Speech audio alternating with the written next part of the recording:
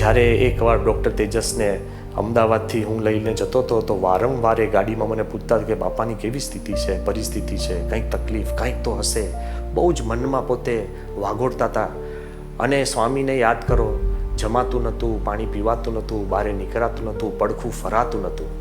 એ પરિસ્થિતિમાં જ્યારે અમે સ્વામીની બેડરૂમમાં ગયા અને પહેલું વાક્ય ડૉક્ટર તેજસે સ્વામીને પૂછ્યું કે સ્વામી કોઈ ફરિયાદ? આપણે તો સાજા હોય ને કોઈ કે કંઈક ફરિયાદ કે પગ રહી ગયો છે ને આમ છે ને દાંત દુખે છે ને અત્યારે બહુ મજા નથી, બેચેન, એમને એમ ફરિયાદોનો ઘર છે આપણે. બાપાને કીધું કે બાપા કાંઈ ફરિયાદ? સ્વામી જે મોઢું ખાતામાં મને ઈદમે સ્વામીનો જે મુખારવિંદ્યા છે એટલું બધું તેજોયમાન. અને સ્વામી કે મારે કઈ ફરિયાદ હોય? લેશ માત્ર ફરિયાદ નહીં. તેજસ વારંવાર કહેતા હતા કે સ્વામી વોઝ આઈડિયલ ગુરુ તો બરાબર, ideal friend, but ideal patient.